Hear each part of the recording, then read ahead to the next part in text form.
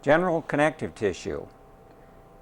It is important to realize from the onset that the connective tissues are classified according to the type and arrangement of the extracellular materials, rather than features of the cellular components, as is true of epithelium.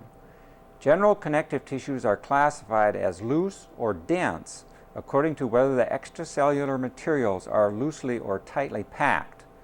Loose connective tissue can be distinguished further on the basis of special constituents such as fatty tissue or a concentration of a specific extracellular fiber. Dense connective tissue can further be subdivided according to whether the extracellular fibers are randomly distributed, as in dense irregular connective tissue, or orderly arranged, as in dense regular connective tissue. Learning objectives for connective tissue fibers. 1. Be able to identify and distinguish the 3 connective tissue fiber types. And 2. Be able to classify general connective tissues according to the arrangement of their extracellular fibers. The preparation illustrated in the field of view is an areolar spread preparation. This is not a section of material, but rather a whole mount preparation, such as a piece of mesentery or a thin spread of areolar connective tissue placed on a slide and then cover slipped. No sectioning has been done. This particular preparation has been stained with a variety of dyes to demonstrate 2 of the extracellular fibers. Collagen, as indicated by the arrow, is perhaps one of the more common of the extracellular fibers seen in all routine preparations, or at least most of them, of organs. And as a non-branched, long fiber of high tensile strength. In this particular preparation, it's staining a light orange. Another large collagen fiber is shown here. This particular preparation has been stained specifically to demonstrate another of the connective tissue fibers, an elastic fiber, which stains a dark black and wiggles through the field.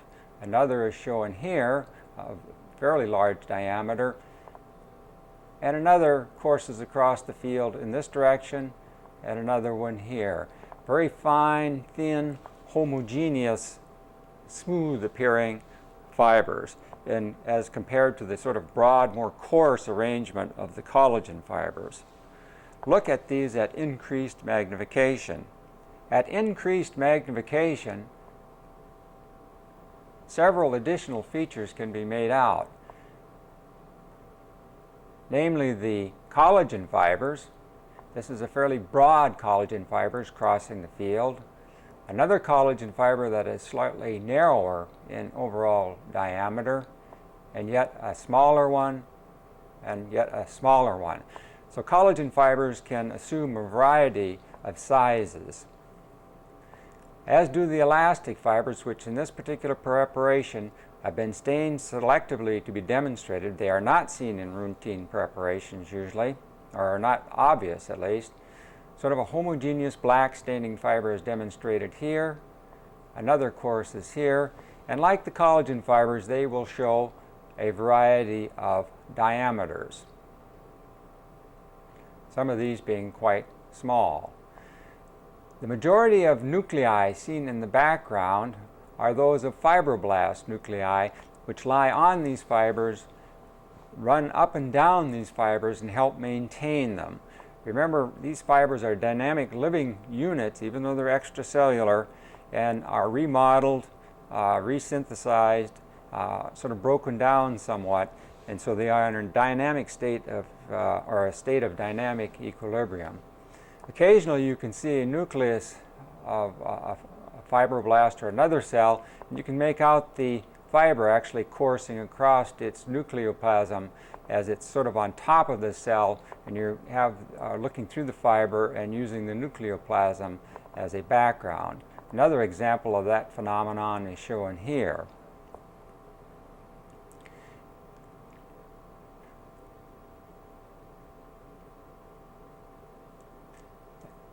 majority of the cells are indeed fibroblasts. Here we can see some actually sitting on collagen fiber, though the cytoplasmic extent cannot be made out, and the collagen fiber is coursing across the field. Occasionally one sees breaks in the elastic fibers. When this occurs, they'll snarl up, much like the elastic band or a fiber in an elastic stocking or sock, and will give you these little whorls. Here's another one that of larger diameter that's been broken and then recoiled upon itself. One other additional feature in this areolar preparation is shown, and one of the advantages of it, it's one of the few preparations when one can see the extent of fibroblasts. These are the fibroblast nuclei, and fibroblasts are spindle-like shaped cells, and one can make out the cytoplasmic extent going here, about to here in this preparation. In this particular fibroblast, it extends to maybe to here. The other part of the spindle of the cytoplasm goes to about this location. This one goes to about here, and this other one. Remember, it is this cell type that is laying down and maintaining the fibrous component of general connective tissue as well as the ground substance. Having once appreciated sort of the overall nature of these fibers, examine their appearance in sectioned material.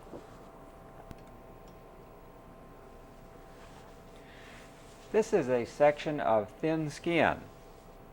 The place to identify and examine the connective tissue fibers is that area immediately beneath the epidermis or the keratinized stratified squamous lining or covering the skin, which is shown at the arrow. So this area, as indicated by the pointer and beyond the arrow and within the field, is an example of connective tissue. In this case, the dermis, which is an example of dense, irregular type of connective tissue, one can examine the collagen fibers in detail. All of these large structures are collagen fibers, a protein that is staining this orange-pink color. Note that some are cut sort of along the long end length of their axes. Others are cut crossways, coming out at you in the field of view. So these collagen fibers are randomly arranged and form an intricate interwoven pattern. So it has to be a dense, irregular type of connective tissue. The same dense, irregular type of connective tissue seen at increased magnification.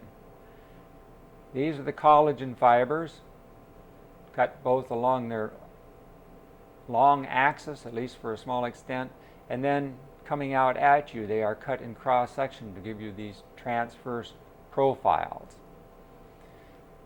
Amongst the connective tissue fibers that dominate the field, one can make out small profiles of nuclei compressed within the background. These are fibroblast nuclei, which once again maintain these fibers in this particular area. The space between fibers is not normally present. This is enlarged due to the fact that this is processed tissue.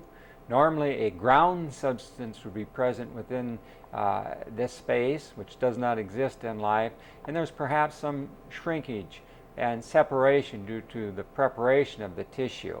So both of those factors cause a separation of these fibers.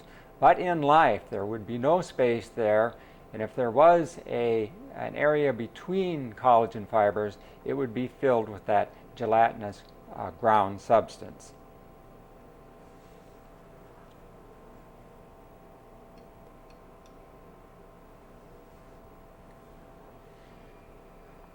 This is an example of dense, regular connective tissue. In this case, the tissue is a tendon, but ligaments, aponeuroses would look very similar, in which the collagen fibers, as indicated, and bundles as indicated by the pointer, lie parallel one to one another. So they are precisely lined up, hence its name, dense, regular connective tissue. Collagen fiber would extend from here to here, as indicated by the arrow. These dark structures between fibers are the nuclei of fibroblasts that line up and maintain this very intense, dense structure. If we look at this particular fiber, you can see the nuclei of the fibroblast lining up and sort of separating or isolating individual collagen fibers and bundles. Once again, an example of dense, regular type of connective tissue.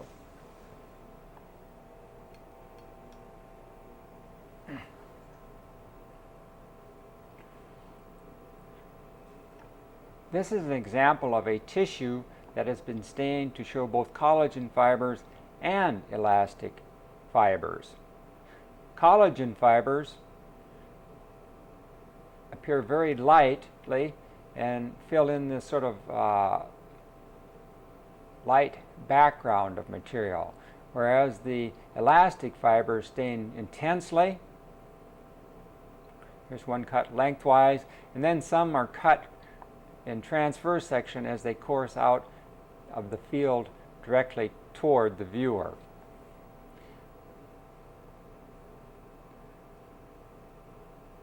All tissues will show the mixture of fibers, but one must remember that the elastic fibers, unlike collagen, must be stained specifically to be demonstrated.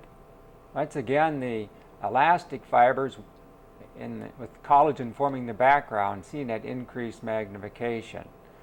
The dark staining fibers are the elastic fibers. Some will be cut transversely, some will be cut lengthwise. You can see here are several that are cut in cross-section or transversely coming directly at the viewer. Some are cut at more oblique angles but coming out towards the viewer, and some are cut more or less along their long axis so they can be traced a little bit further. Almost all connective tissues will show these elastic fibers, but let me caution the viewers once again, they must be stained selectively to be demonstrated.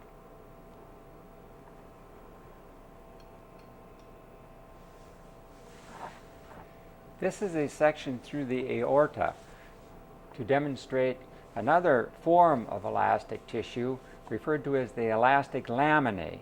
Elastic laminae have been stained specifically and are indicated at the tip of the pointer.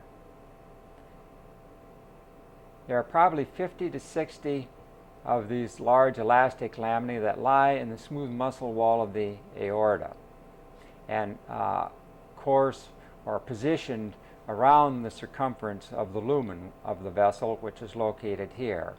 So these large structures that have been stained specifically and have oftentimes show this sort of meandering or scalloped appearance are the elastic laminae. This is the appearance of these elastic laminae at increased magnification, positioned between bundles of smooth muscle which are located at the tip of the pointer and will be considered at a later time. Primary purpose of this exercise is to identify and be able to recognize the elastic laminae within the arterial wall.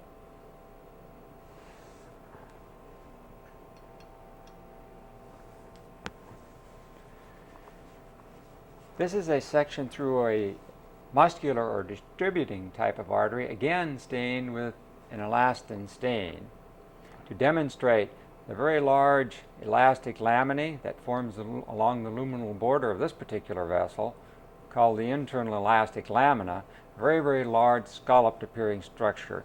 To give you a better idea of what these large elastic laminae look like and how well they can become developed. Additional elastic laminae are seen around in the field, separated once again by bands of smooth muscle.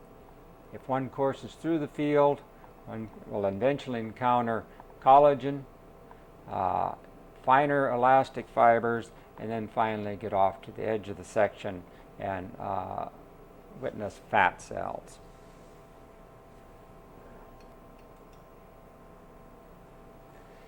This is an example of an unstained or routine preparation of a vessel similar to the one shown in the previous viewing. So this is a medium-sized or muscular distributing type of artery, but stained with hematoxylin and eosin only. One can see in this preparation the endothelial lining, a large scalloped membrane, which in this particular case takes up an orange color, but because of its uniform appearance and diameter, and the position is known, this is the appearance in a non-specifically stained preparation of that internal elastic membrane, one of the large elastic lamina. If one courses into the wall of this particular vessel, sort of light squiggly lines can be observed, which have a slightly different refractive index than the surrounding tissue. These are the elastic laminae and fibers within this muscle wall. Others are shown here, and the surrounding fibers in the background and forming part of this wall are collagen fibers. So indeed, elastic fibers can be seen, but they are best observed and stained specifically with some form of an elastin type of stain.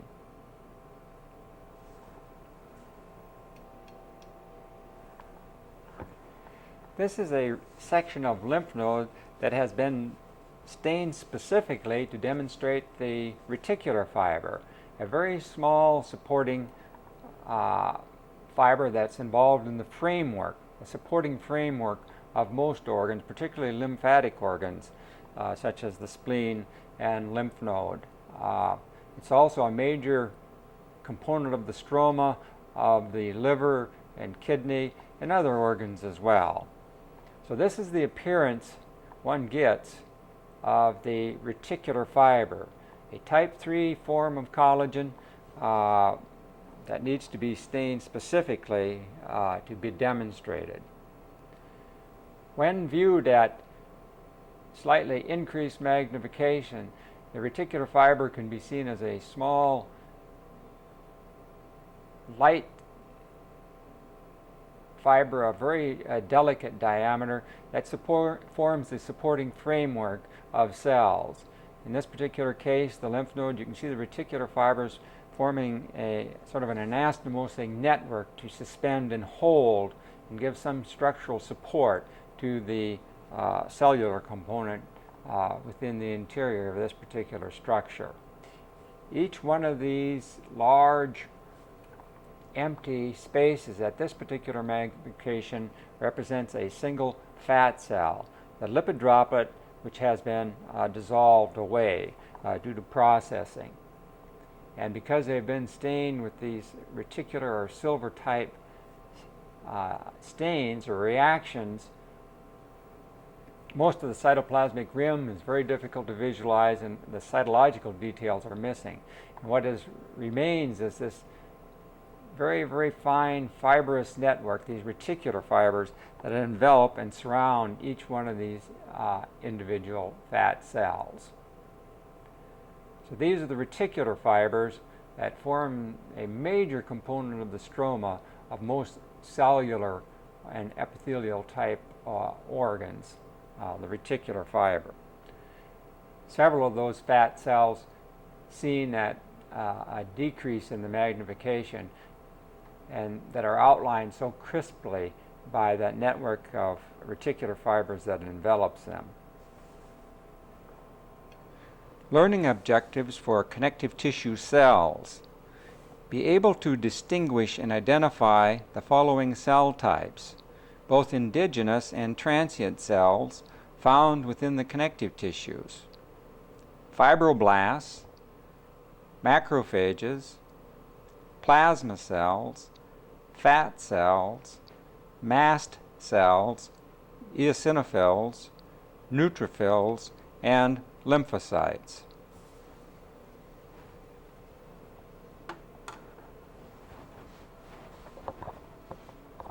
The illustration on the screen is a high-powered view of typical white fat cells. A single white fat cell is shown here, with its nucleus being located at this particular position as shown by the arrow. An adjacent fat cell nucleus is shown at this particular location, or the cell which is located here. Once again, remember that the large unilocular fat droplet has been dissolved away due to tissue preparation. So this thin cytoplasmic rim is the cytoplasm of the fat cell that's been compressed to the circumference of the exterior. This particular fat cell seems to be quite active and involved in the synthesis of materials that it's going to store in this large central lipid droplet. For size comparison, as this is at a fairly high magnification, adjacent fibroblast nuclei can also be visualized in the delicate surrounding connective tissue. Two adjacent fat cell nuclei, one for this particular cell, one for this cell located at this position, also are shown in this field. Now, when one examines paraffin sections, this is a plastic section, so the cytological details can be made out in much greater detail. The nuclei will become quite intense and look like little dark slivers in this cytoplasmic boundary. A hint of what would be seen in a typical paraffin section is shown by this nucleus, which seems to be has shut down a little bit and has entered a quiescent or an inactive state. But all these large open spaces giving you a honeycombed appearance, overall appearance, is what typical unilocular or white fat appears like.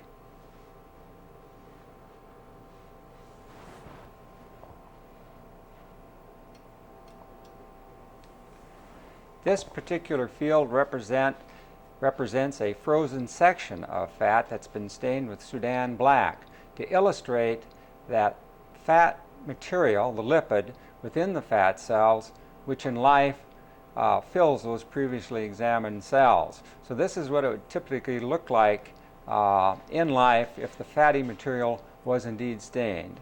Those empty honeycombed appearing cells are actually filled with lipid, which is demonstrated in this particular preparation and stains black.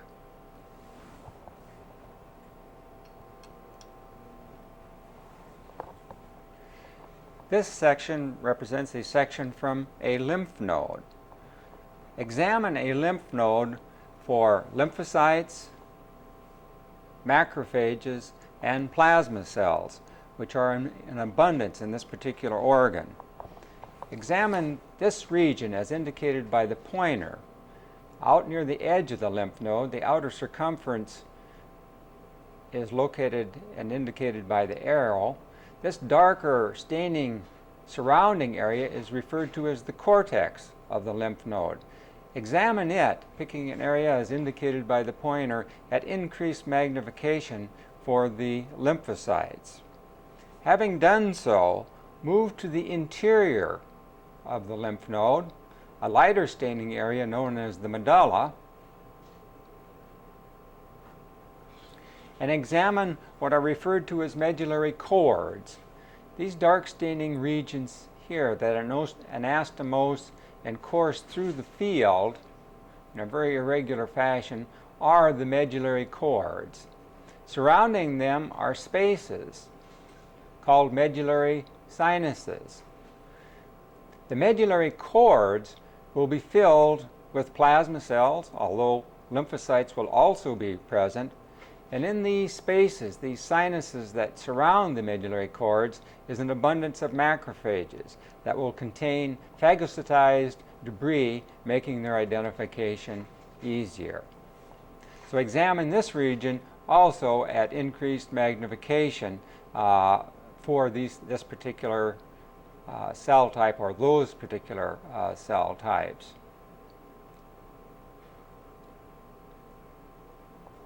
So begin your investigation or examination by examining the cortical field for lymphocytes.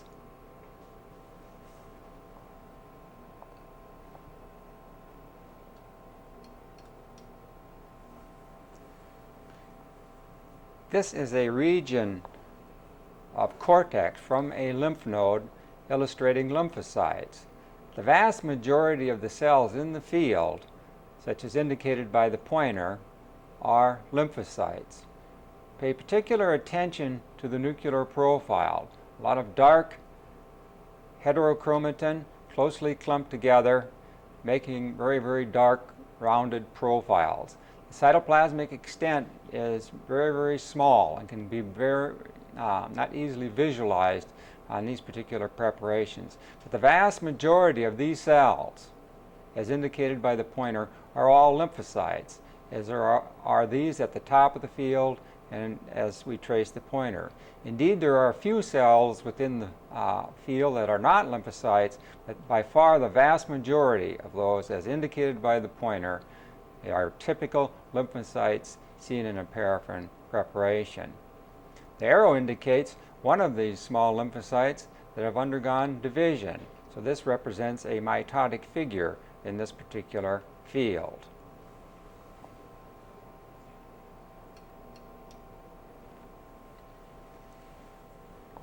This is a region of medulla taken from a lymph node, looking at the edge of some medullary cords.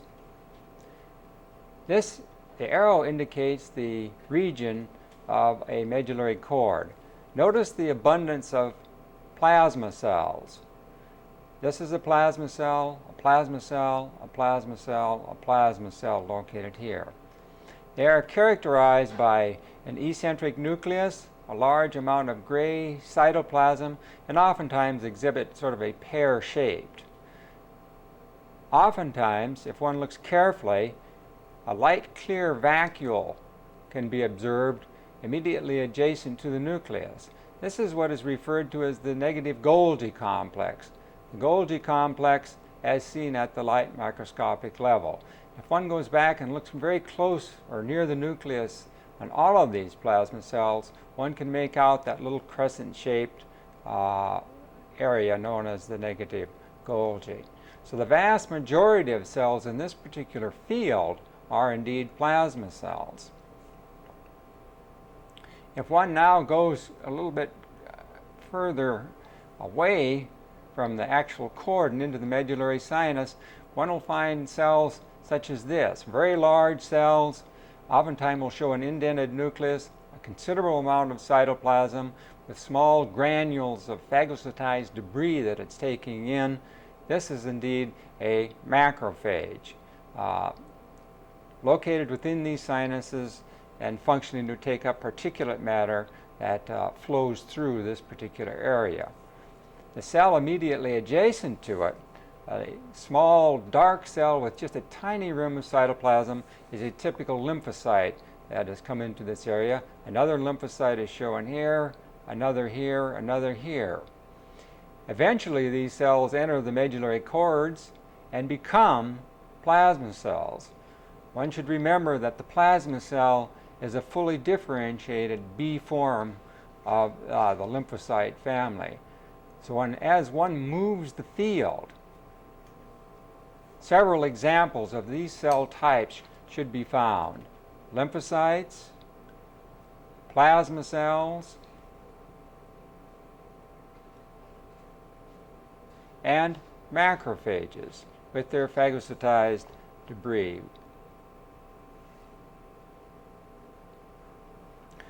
The medulla of a lymph node around these medullary cords and in the medullary sinus area is an excellent place to look and compare these cell types. That is, plasma cells, macrophages, and then occasional small lymphocytes.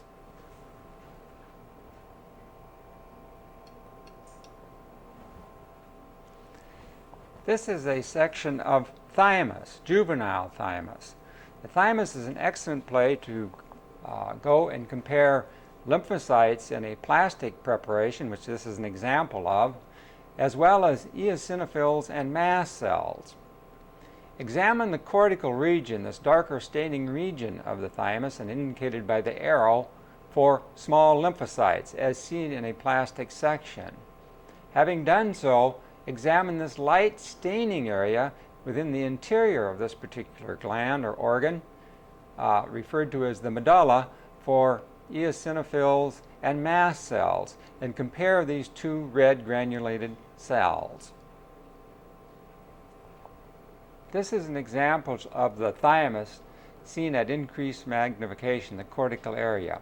Each one of these small nucleated cells, as seen with a high-powered objective, is an example of a typical small lymphocyte, closely packed together, and the cytoplasmic profiles virtually invisible. So we're relying primarily upon the nuclear profile for its identification. These would be all T lymphocytes as they are developing within the cortex of the thymus. This is what typical small lymphocytes appear as in a plastic type of section. Once again, a mitotic figure of one of these cells in division.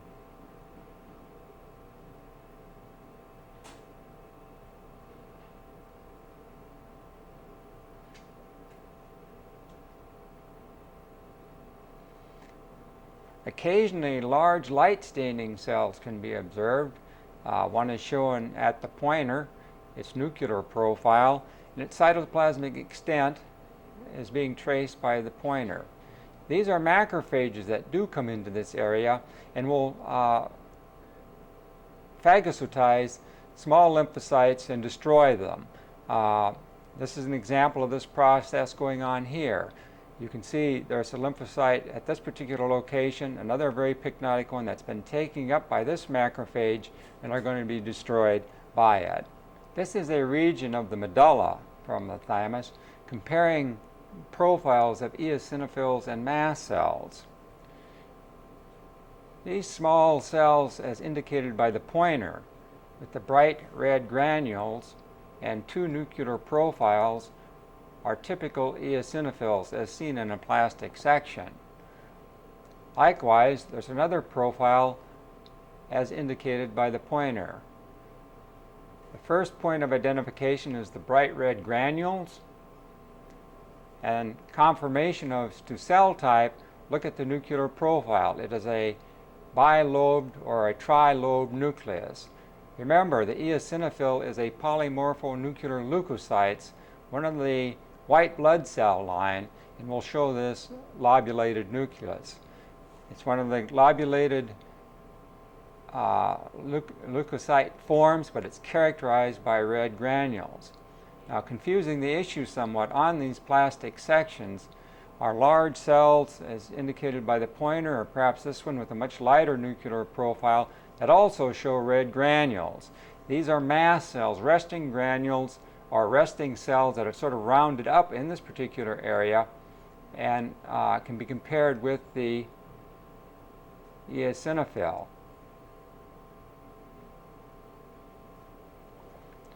Another mast cell shown here, and then an eosinophil crawling through this region as indicated by the pointer.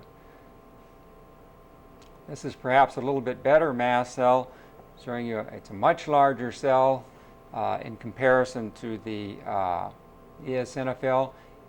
And its key feature, in addition to the granules which immediately attract your eye, it has a single nucleus. The profile may be round and spherical, as indicated in this particular field, or it may be elongated when it exhibits amoeboid movement and is actively crawling through a field. So let's look at this field once again and compare the cell types, the mast cell and the eosinophil. A mast cell, a very large cell located here with the red granules in the cytoplasm, a single nucleus. A typical eosinophil, quite a bit smaller, exhibiting two nuclear profiles, or if you happen to get it cut along its entire length, you can see that it is indeed a polymorphonuclear leukocyte. Another example of a eosinophil is shown here. Another mast cell is shown at this particular location.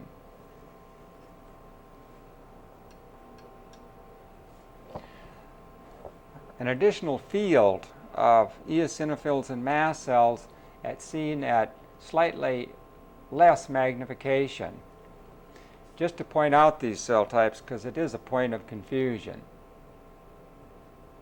Mast cell, eosinophil. Mast cell, eosinophil, eosinophil.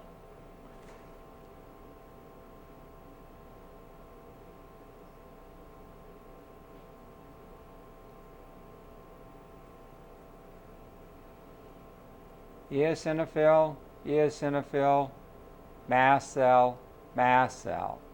So what I'm using is the nuclear profile as well as the overall size of the cells. And here's an eosinophil, an eosinophil, an eosinophil, and then a much larger and well-defined mast cell. This is an excellent place, that is the juvenile thymus, in which to compare these particular cell types.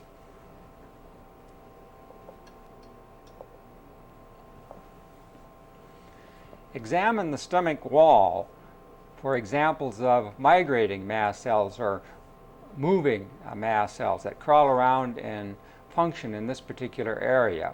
So these are active mast cells that are exhibiting amoeboid movement and are crawling around in this particular area. This is the area one should look in, the submucosal area and the sort of the adjacent area of smooth muscle, which is located here as indicated by the pointer. If one courses through the section of the stomach, this is where the gastric glands are. The surface epithelium lies as indicated by the pointer, and the pointer now resides within the gastric lumen. To examine this section for these particular cells, you want to go to the interior and look in this region of the connective tissue, which is referred to as the submucosa, for mast cells crawling through this particular area.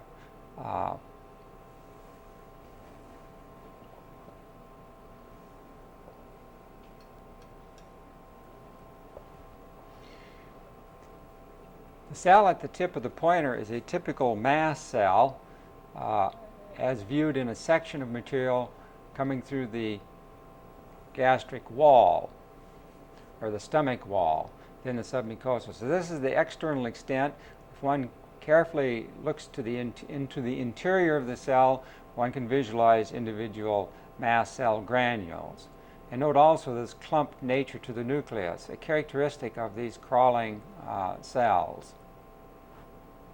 If one courses around and looks in the background, this is a nuclear profile of a fibroblast, and these light staining regions here are examples of collagen fibers as demonstrated in these plastic sections.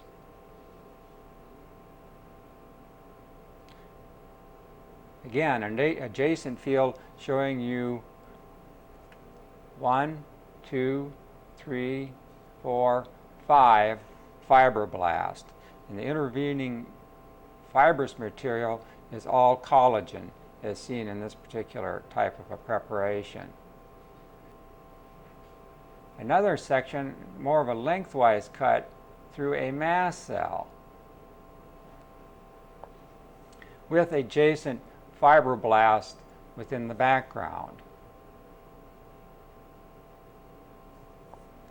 A very narrow section through just a grazing section through another of the mast cells.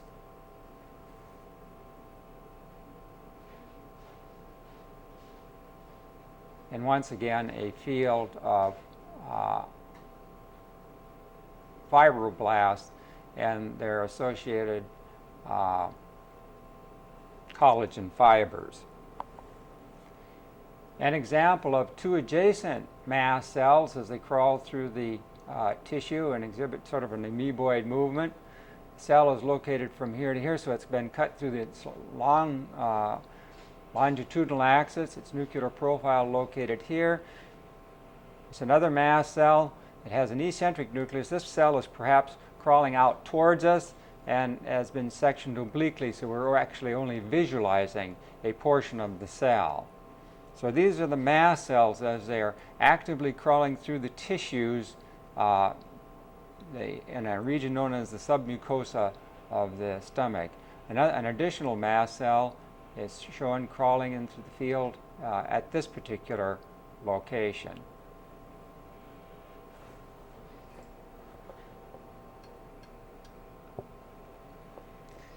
Examine a section of small intestine for yet another example of these immunocompetent types of cells. The intestinal lumen is located in this particular area, with intestinal villi as indicated by the pointer, and the simple tubular intestinal glands that were examined earlier also shown in the field. The place to examine for the immunocompetent cells is in that connective tissue surrounding those simple tubular glands, and as indicated by the pointer.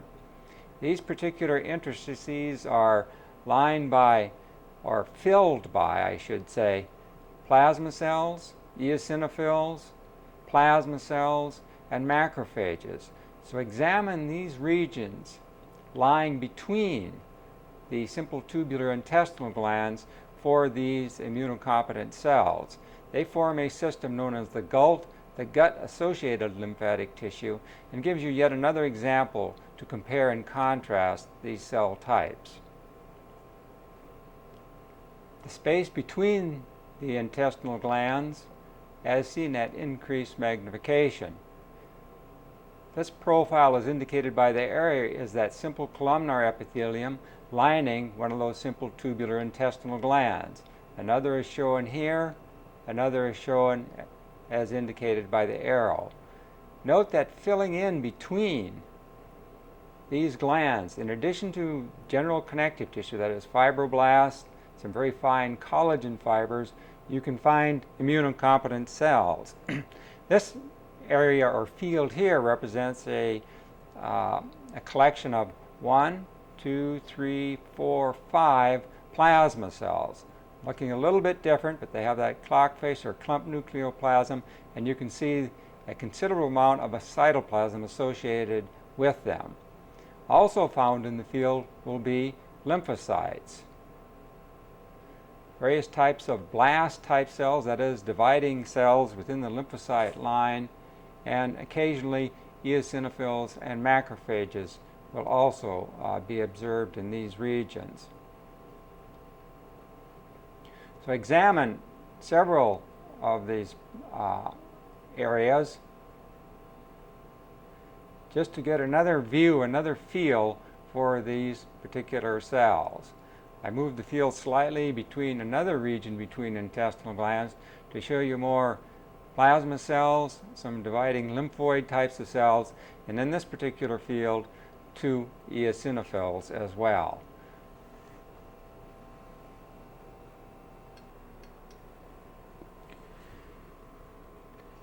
An excellent place to look at the various immunocompetent cells in action is the site of some infection. This particular section is a section through the eyelid that exhibits a chronic infection. The epithelial lining along the conjunctival area, a stratified squamous type of epithelium that has mucin-secreting cells within it, is located here. An area of chronic infection lies below it, and even at this very low magnification, one can see sort of a lymphocytic infiltration. With the invasion of lymphocytes, the various leukocytes, one obviously is going to see a differentiation into plasma cells. So all of these cells, the mononuclear leukocytes, that is lymphocytes, monocytes, into macrophages, plasma cells, as well as the polymorphonuclear leukocytes, should be found in this particular area. Let's begin by examining the surface epithelium at increased magnification and just course through this tissue, seeing if we can identify the various cell types.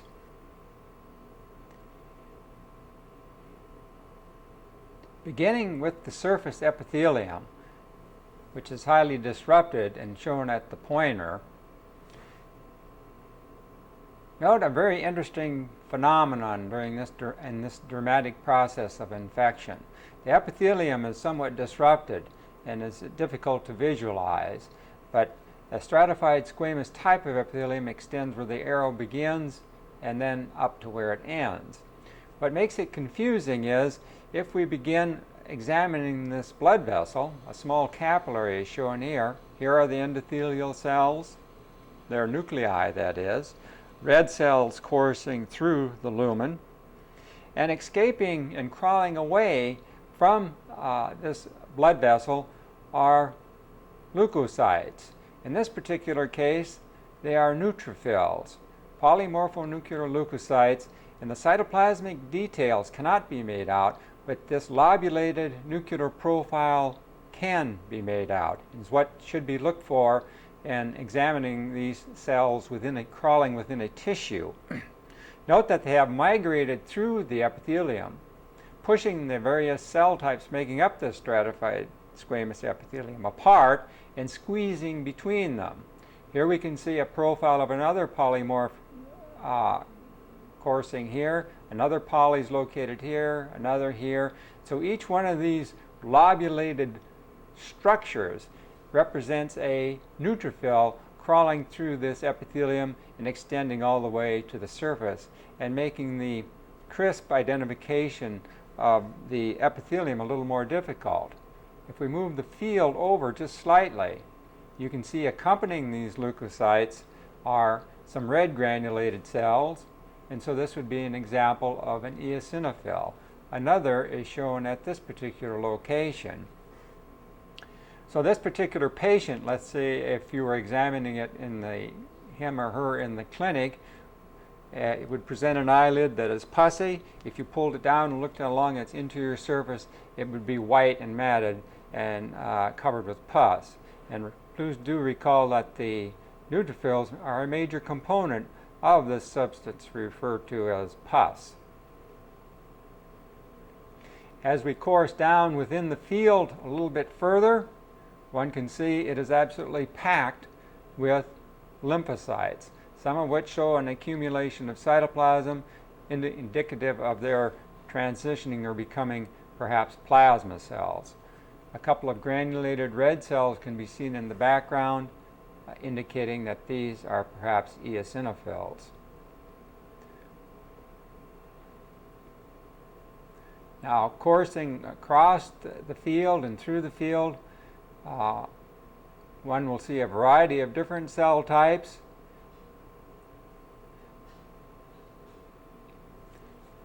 Here's a pretty crisp looking eosinophil with its bilobe nucleus and bright red granules. Cells such as this are fibroblast type nuclei forming the background.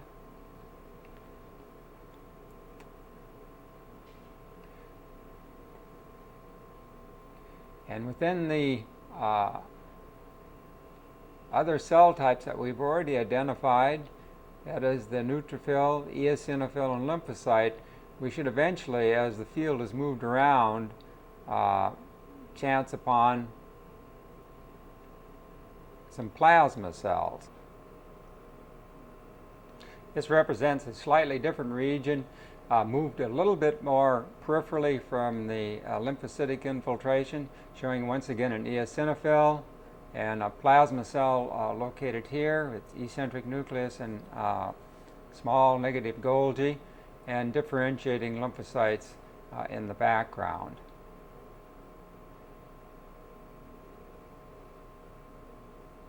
indeed another field of plasma cells.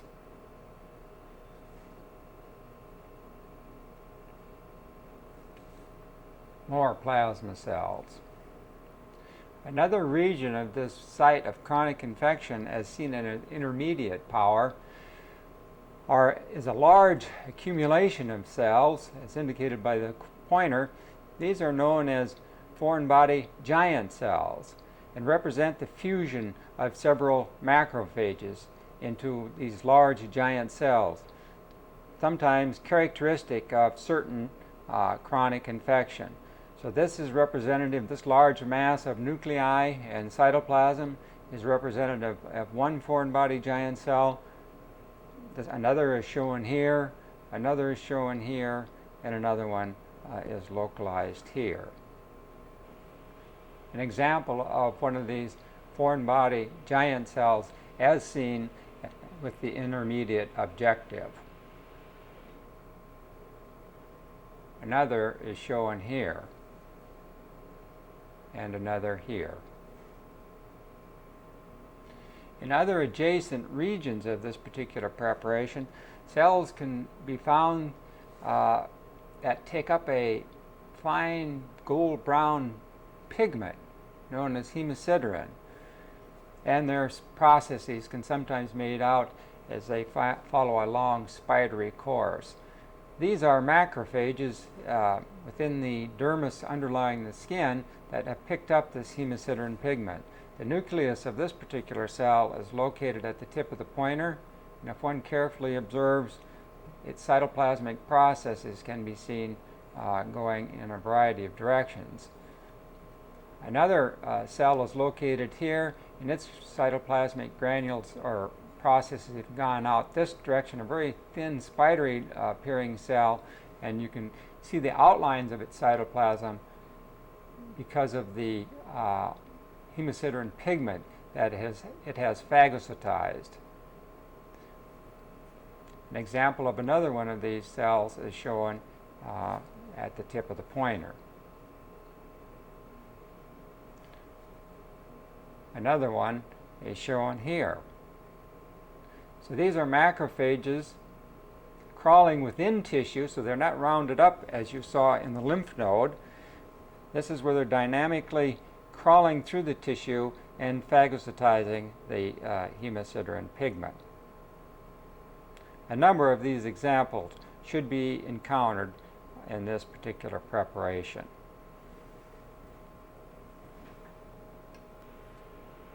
An additional example of a macrophage crawling within tissue that's filled with hemosiderin pigment.